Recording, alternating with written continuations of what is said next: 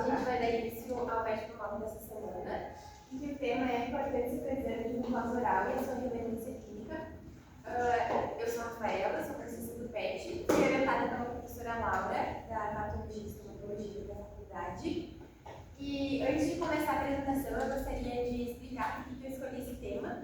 A gente está no mês de maio, então a minha motivação foi pelo mês mesmo, porque maio é o mês de prevenção contra câncer de boca.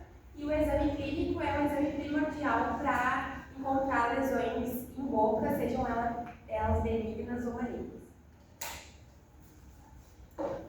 Para organizar a apresentação, eu organizei 9 tópicos, começando por que examinar a mucosa oral, uma introdução, o que podemos encontrar, quando realizar o exame, a importância do cirurgião dentista no diagnóstico de lesões orais, exame clínico, exame físico, os achados da literatura e conclusão. Então, por que examinar a mucosa oral? Para detectar lesões bucais e sistêmicas. Aqui eu trouxe exemplos de artigos com as lesões mais frequentemente encontradas, em que a gente tem candidíase bucal, fibroma traumático, herpes labial recorrente e lesões hiperplásicas reativas. E no segundo momento, eu trouxe exemplos de lesões que podem ser encontradas em bocas advindas de tumores, de outros tumores do corpo, como por exemplo metástase de câncer renal, linfoma e lesões da progressão do HIV. Introduzindo então a mucosa oral, ela reflete a saúde geral e sistêmica do paciente, e essas alterações elas exigem alerta. O exame clínico é essencial na prática clínica odontológica, e o cirurgião dentista ele tem papel central na identificação e diagnóstico dessas lesões.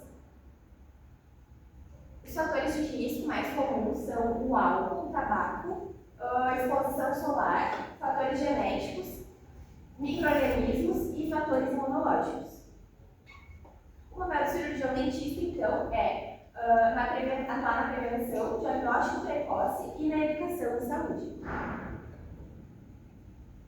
sendo ele responsável por conscientizar os pacientes sobre a importância das consultas rotineiras e encorajamento também da realização do autoexame bucal, orientando sobre os hábitos nocivos como o tabagismo, o etilismo, e motivando o uso de protetores labiais, bonés, principalmente naquelas pessoas que trabalham expostas ao sol durante o dia.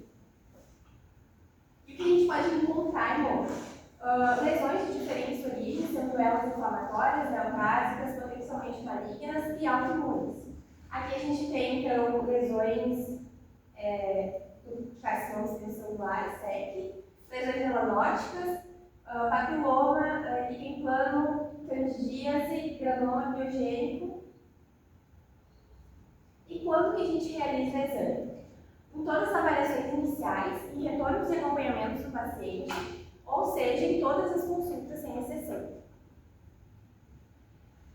Esse trabalho foi publicado numa revista americana, em que ele nos mostra como examinar a mucosa oral em 90 segundos. Então, o exame de mucosa é sistemático, eficiente e rápido. Ele consiste na expressão e palpação de todas as áreas, principalmente nas áreas de risco, como as bordas laterais da língua, o assoalho de boca e os lábios. O exame clínico ele vai consistir na anamnese e no exame físico completo, sendo que a anamnese vai ser a entrevista dialogada, em que a gente vai buscar conhecer o paciente, buscando conhecer os seus hábitos comportamentais, hábitos de higiene bucal, doenças sistêmicas, enfim. O exame físico, então, a gente vai precisar de coisas básicas da clínica, sendo ela a luva, a espátula de madeira, a gaze e o odontoscópio para nos ajudar. Primeiramente, a gente vai começar examinando os lábios do paciente, buscando encontrar algum tipo de ressecamento, de bolhas, alterações do contorno labial, e depois a gente vai para a palpação dos linfonodos. Depois do exame físico extrabucal, a gente vai para o exame físico intrabucal. A gente vai examinar toda a mucosa oral, começando por vestíbulo, fundo de sulco, comissuras, mucosa jugal bilateralmente, palato duro, palato mole, assoalho, de boca, todas as regiões da língua, dorso, ventre, as laterais. Depois a gente vai para a gengiva e posteriormente começa os exames do dente. Para fazer o rastreamento, então, se o paciente fizer uso de próteses, a gente remove as próteses do paciente para ver se tem alguma lesão fúngica ou uma lesão traumática onde está a prótese. Avaliando principalmente esses áreas de risco, como as bordas laterais da língua, assoalho da boca e lábios, avaliando cor, textura, volume e a história dessa lesão. Então, quando identificada uma lesão, a gente parte para a hipótese diagnóstica. Caso seja necessário, a gente vai solicitar exames complementares, como laboratoriais, de imagem ou biópsia, e parte para o diagnóstico final. Se a hipótese diagnóstica bater com a anamnese, com os exames, com o exame clínico, a gente já vai direto para o diagnóstico final. E aí começa o tratamento, o prognóstico. Então, o exame de mucosa, ele é parte do exame clínico completo, com duração de mais ou menos 90 segundos. E lesões que persistem por mais de 2 semanas, a gente faz a biópsia dessa lesão e encaminha para o especialista. E o que a gente tem na literatura? Esse estudo é um estudo dos professores aqui da faculdade, em que ele buscou avaliar os conhecimentos, as atitudes, as práticas, as percepções de dentistas brasileiros sobre o câncer de boca. A amostra, então, foi com 1.291 dentistas de diversas regiões do Brasil, que eram cadastrados na plataforma Teste Saúde. O instrumento utilizado foi um questionário, em que buscava conhecer o conhecimento teórico, as atitudes e práticas clínicas, os aspectos epidemiológicos e a autopercepção e confiança dos profissionais. As regiões com maior número de participantes foi Sudeste e Sul, e 89,1% dos dentistas reconheceram o CEP, carcinoma espinocelular, como sendo o câncer mais prevalente, e 2,8% confundiu com mameloblastoma, que é um tumor odontogênico benigno. Sobre as desordens potencialmente malignas, a leucoplasia foi 77,8% que reconheceram, 64,7% que reconheceram a crítica clínica, 62,8% reconheceram a leucoplasia, já 45,5% consideraram doenças traumáticas como malignizadas, e apenas 39,9% reconheceram o implante. Sobre práticas e autopercepção dos dentistas em relação ao câncer bucal, 91% respondeu que realizava o exame de mucosa em todas as consultas. E dentre os que não realizaram, 67,8% respondeu que não realiza por falta de tempo, 17,4% relatou conhecimento insuficiente e 11,3% considerou o exame de mucosa desnecessário. Enquanto 71,3% realiza apenas os pacientes que apresentam fatores de risco, sendo os principais o álcool e o tabaco. Em relação ao preparo para lidar com câncer de boca, 64,5% dos participantes desse estudo consideraram insuficiente o treinamento recebido durante a graduação para procedimentos diagnósticos, e 48,6% afirmaram falta de confiança.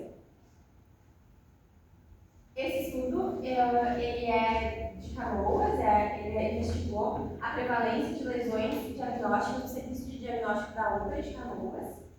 Foram analisadas 405 fichas de biópsia desse serviço entre 2010 e 2016. E 70% dessas fichas eram da região metropolitana de Porto Alegre. Então, as lesões mais prevalentes encontradas foram neoplasias do tecido mole, com 20,5%, e muito perto das neoplasias, os diagnósticos imprecisos. Foi 19,8%.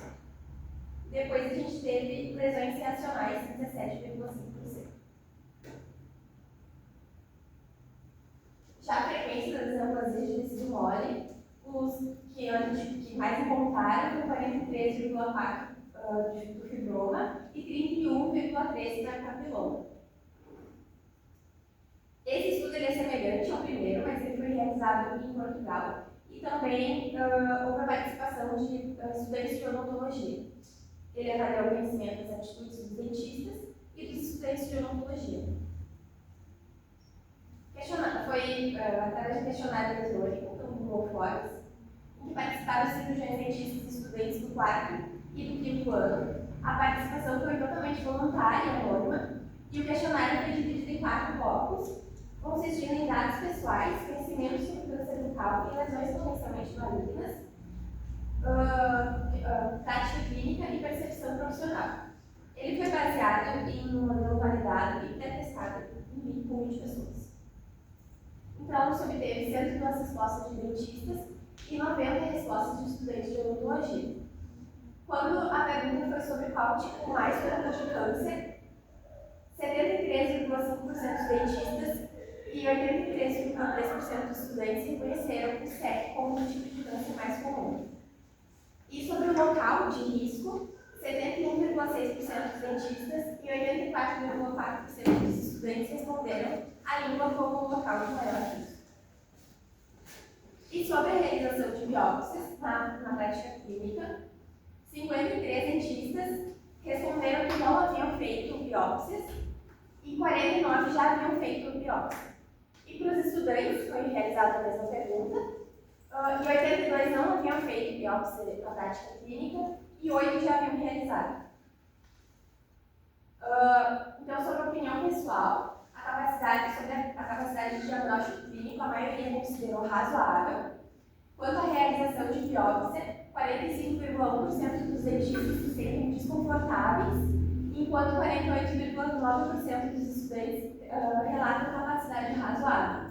Já sobre o papel do cirurgião dentista no exame de mucosa bucal, 100% dos dentistas e dos estudantes reconheceram a importância do cirurgião dentista na prevenção e detecção do câncer de boca.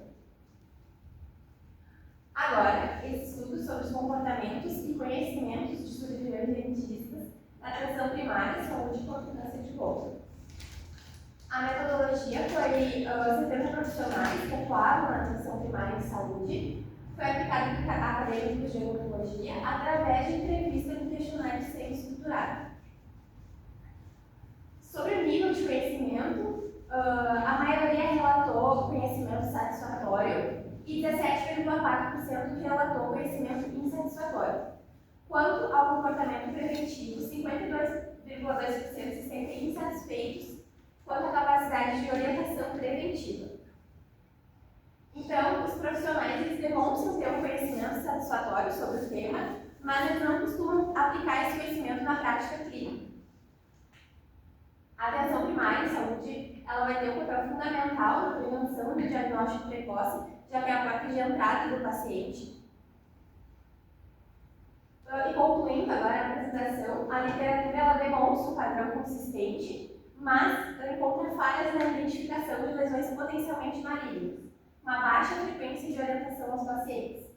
Então, necessita-se de mais treinamento prático durante a graduação e educação continuada após a formação do profissional, ligando então capacidade em diagnóstico clínico e biópsia. O cirurgião dentista ele deve estar atento aos sinais e sintomas, orientar os pacientes e atuar na cessação dos fatores de risco, fazer o exame de mucosa em todas as consultas e o acompanhamento do paciente e, se necessário, fazer um encaminhamento profissional. Aqui estão as minhas referências. Obrigada.